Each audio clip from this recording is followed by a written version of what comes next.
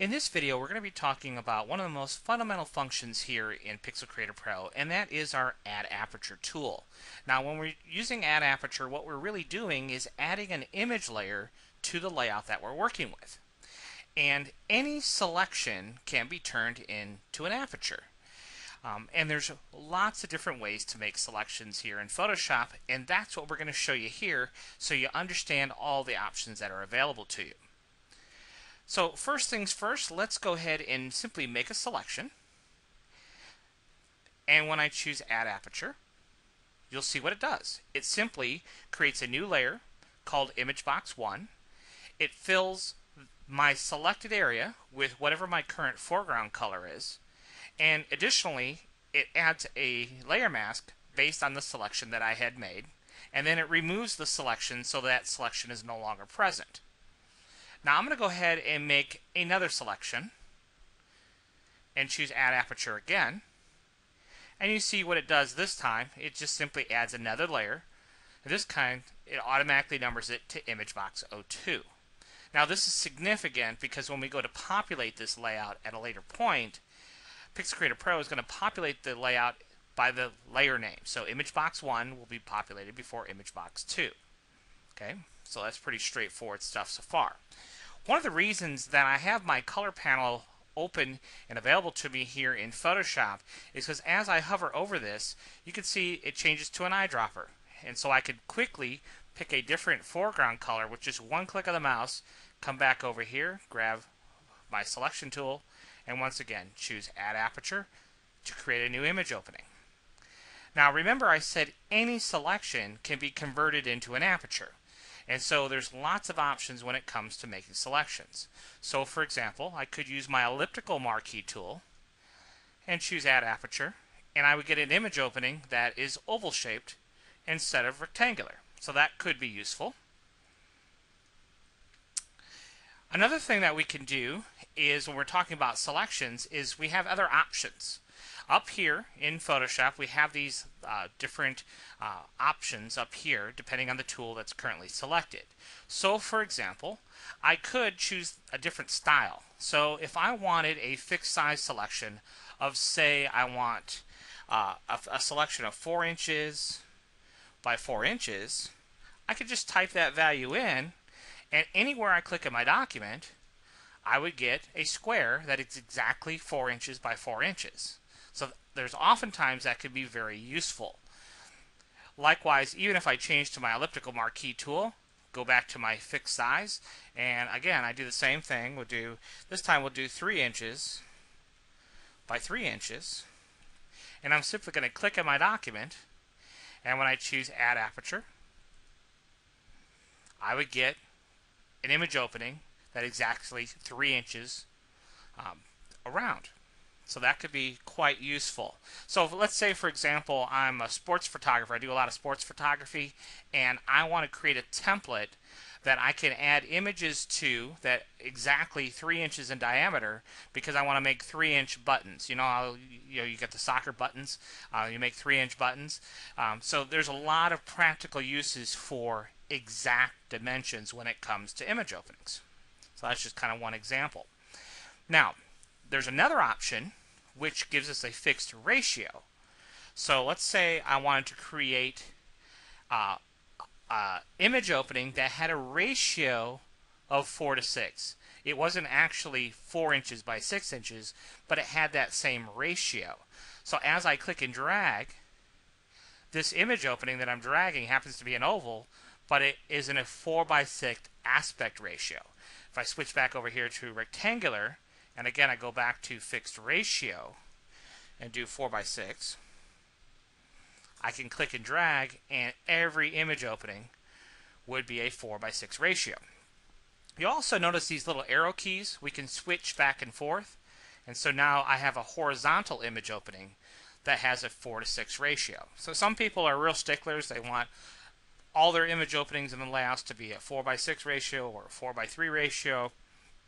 Whatever the case might be, that's the way that you can specify the exact ratio or size of any image opening that you're looking to do.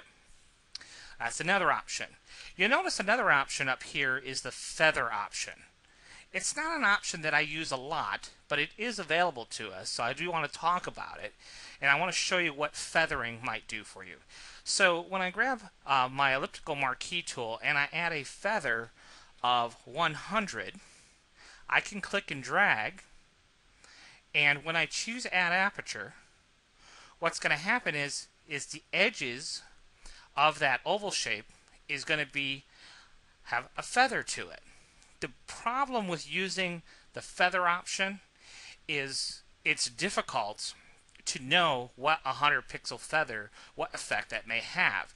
And there's actually a better way in Photoshop without using feathering. So let's talk about that.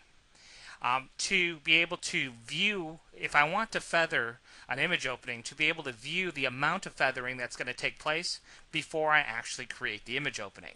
So all I need to do is not use feathering and simply come in here, and we'll do a normal style selection and simply make a selection, and I'm just going to hit the Q key on my keyboard, hit the letter Q, and that takes us into quick mask mode.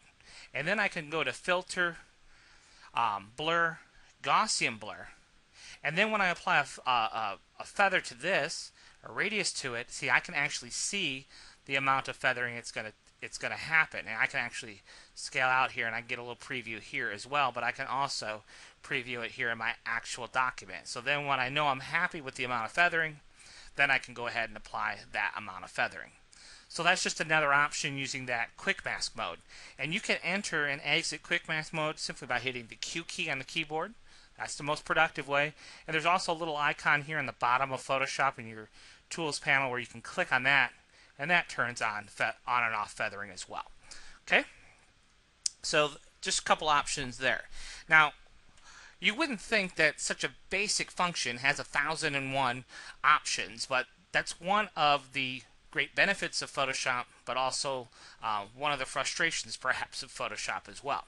So let me show you some more options that we have, because it can actually be quite useful when you're making your different types of layouts. What if I wanted to make a rectangular selection? So let's go back to normal. And one thing I want to point out as we go through here, because I see it all the time when I'm working with customers. When you're making selections here inside Photoshop, we don't have to get right to the edge, come way outside the edge. If I want an image opening that goes from the top of my layout to the bottom, come way outside the layout. That's why I always have this gray workspace area around my layouts, way out here.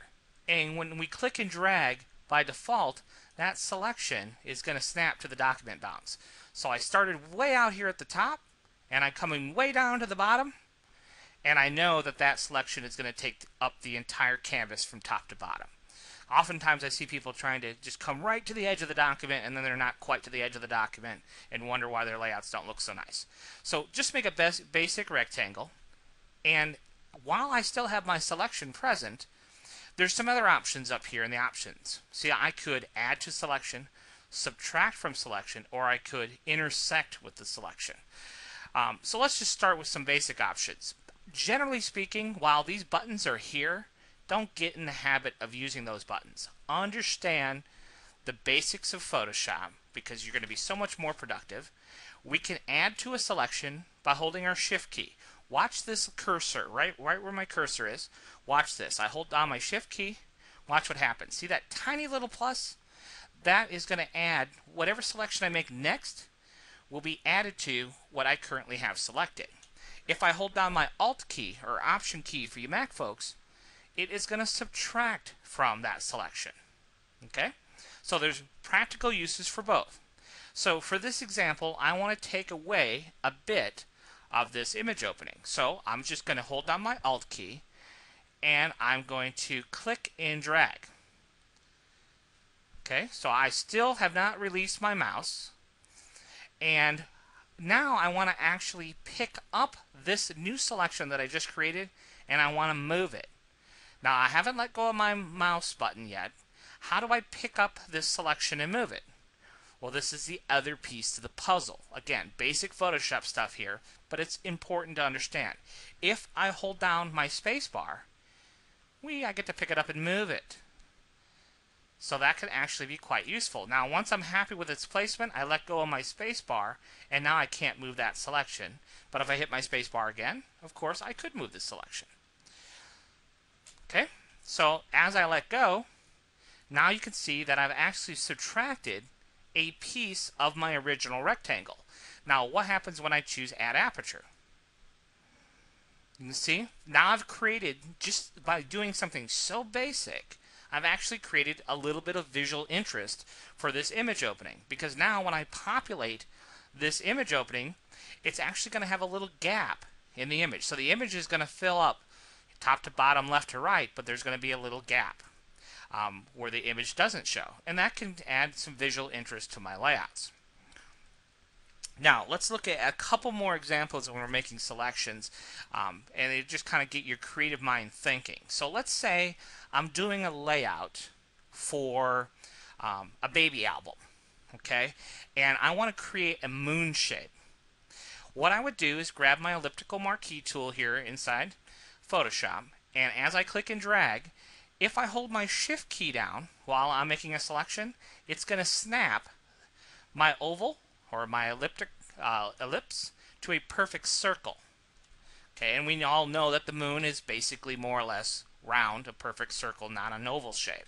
So I've made my initial selection. That's how big my moon's going to be. And now I want to actually take a piece of that away. So all I need to do is remember we're going to remove a section. So we hit the Alt key and click and drag. Again, if I add the Shift key to the equation, I'll get a perfect circle. And once I have my perfect circle, as I hold my space bar down, I can pick this up and move it. And I just position it so I get the exact moon shape that I'm looking for. And now when I let go of my Shift button, my mouse button, and my space bar, you have to be a bit ambidextrous as we go about doing this. When I let go of everything, you can see it took a little bite out of my full moon, and now I just have a partial moon. So as I choose Add Aperture, I get this lovely moon shape. See? All kinds of fun things we can do with selections. Now there is one more thing to talk about when we're talking about selections, and I think we've got everything pretty well covered. There's one more function in Photoshop that we can use to create a selection that doesn't involve the rectangular or elliptical marquee tools, and that is down here in your text tool. Notice that we have a function called horizontal type mask tool. So what we could do if we wanted to, let's just pick a different font here. Let's go ahead and type in the word college, for example. And let's make the selection, you can't really see it because it's so tiny, so I'm just going to stretch it, make it bigger. See what we did there? We now have the word college. So if I were to choose Add Aperture at this point, now we have the word college. Now you'll notice that has a bit of a soft edge to it, which can actually be kind of fun. But when I insert an image into this, it's going to fill up the whole word called college. And the reason it has a soft edge to it is because I took a very small selection initially, and I manually scaled it up. So for example, what we could do is we could go back to that tool and just type in, like, I don't know, like maybe 800, something like that, and then when I type it out, it'll be, so I type out the word college and I hit enter, and then I go ahead and choose Add Aperture, and we still have the word college, but now it has a nice sharp edge to it. And again, it's an image layer, and if I were to add a texture or something in here, the texture will fill in the letters for the word college. So that's really all there is to the Add Aperture tool. It's not an overly complicated function, but it gives you lots of options, and the type of creativity that you can have really is never ending when it comes to Add Aperture. So watch this video a couple of times, understand all the different options with your Shift key to add selections, your Alt key to subtract from a selection, understanding holding the Shift key down will make a perfect square or a perfect circle. And then of course the spacebar option, that once you've added a selection, you can move that selection by holding down the spacebar. So consider all those things the next time you go to do your design layouts, and I think you'll find a whole lot of creative options when you understand all the functions of making selections here inside Photoshop.